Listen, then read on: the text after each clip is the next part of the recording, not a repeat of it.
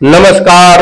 स्वागत है आप सभी का हमारी YouTube चैनल हिस्ट्री सर्वर में।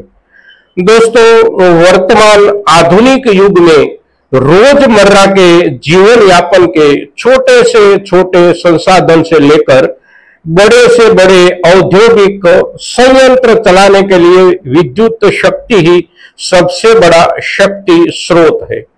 विद्युत एक अखूट शक्ति है क्योंकि विद्युत ब्रह्मांडीय शक्ति है। मनुष्य उसे बना नहीं सकता या मिटा भी नहीं सकता। उसे कुछ यांत्रिक उपाय से प्रकट किया जा सकता है।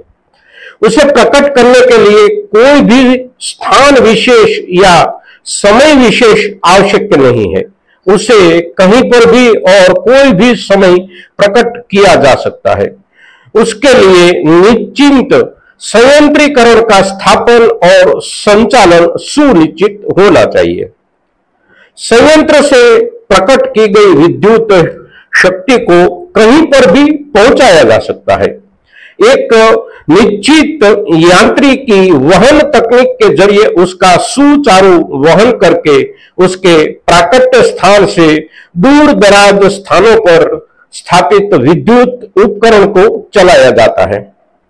कहीं पर भी प्रकट करके कहीं पर भी उपयोग की सुविधापूर्ण इस शक्ति की ऐसी अनूठी विशेषता के कारण विद्युत शक्ति को प्रकट करने के लिए ज्यादातर ऐसे स्थान ही चुने जाते हैं कि जहां पर कम से कम खर्च लगाकर उसको प्रकट किया जा सके। उसको प्रकट करने के लिए सर्जित संयंत्रों को चलाने के लिए भी तो कोई न कोई शक्ति चाहिए। अब उस शक्ति अगर प्राकृतिक शक्ति स्रोत से न हो तो आर्थिक रूप से वाजिब नहीं होता। तो उसके लिए नजर दौड़ाई जाती है मुख्यतः तीन प्राकृतिक शक्ति स्रोत पर। एक जल शक्ति, दो पवन शक्ति और तीन सौर शक्ति। ये तीनों पैकी कोई भी शक्ति स्रोत उपलब्ध नहीं होने की स्थिति में चौथा शक्ति स्रोत है आणविक शक्ति स्रोत और फिर अंतिम होता है कोयला स्रोत। ये सभी के सभी शक्ति स्रोतों में से सबसे पहला व्यापक उपयोग में लाया गया शक्ति स्रोत था जल शक्ति।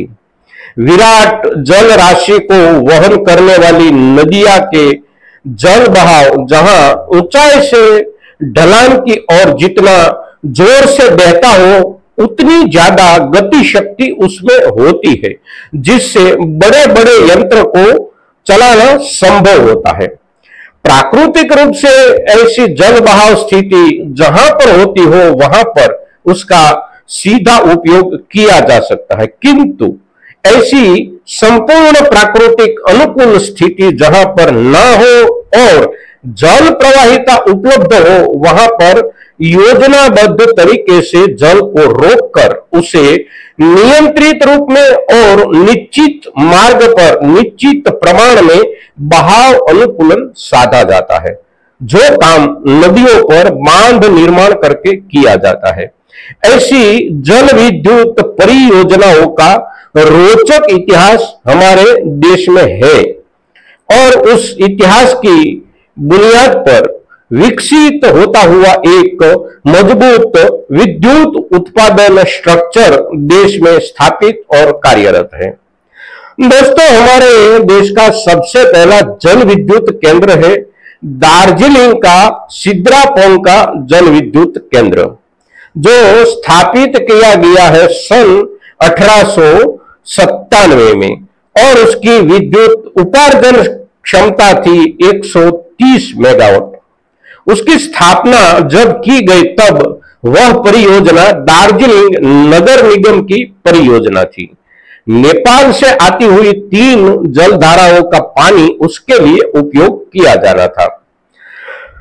उस तीनों धाराओं के पानी का संयुक्त उपयोग करके योजना लगाने के लिए जो जगह अनुकूल थी वह जगह दार्जिलिंग से 12 किलोमीटर की दूरी पर थी और वहां पर देश का पहला जल विद्युत प्रकल्प लगा। आज के समय में उसका एक टरबाइन कार्यरत रखा गया है और इसे राष्ट्रीय धरोहर के रूप में प्रतिष्ठित किया गया है। फिर उसके बाद दूसरा जल विद्युत केंद्र स्थापित हुआ सन 1902 में कर्नाटक के कावेरी नदी के तट पर शिव समुद्र के पास। उस परियोजना तत्कालीन मैसूर राज्य के द्वारा स्थापित की गई थी। वहां से बेंगलुरु को बिजली वितरित की जाती थी और यह प्रकल्प आज भी काम पर लगा हुआ है। दोस्तों, ये तो हुई ऐतिहासिक जल विद्युत परियोजनाओं की बात।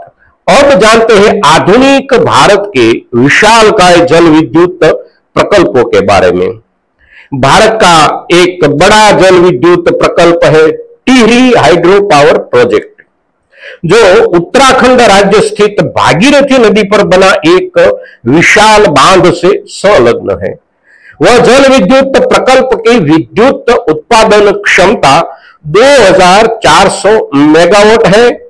उस परियोजना शुरू हुई वर्ष 1978 में और संपन्न हुई 2006 में।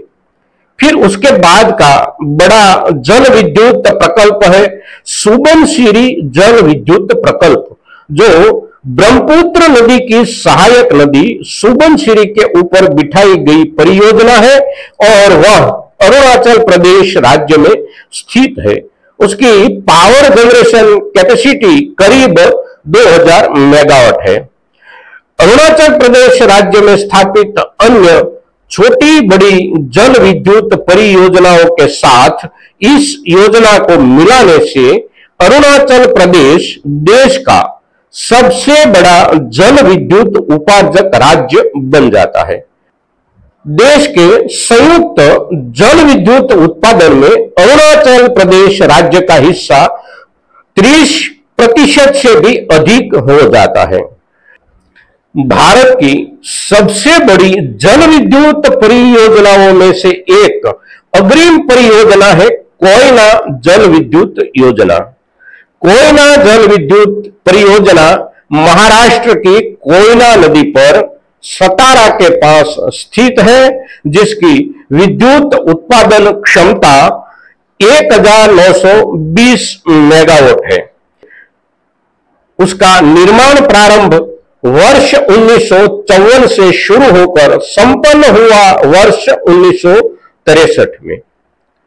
उसकी संरचना बहुत संकुल संरचना है, क्योंकि वह परियोजना संचालन के लिए 4 बांधों का पानी उपयोग में लिया जाता है।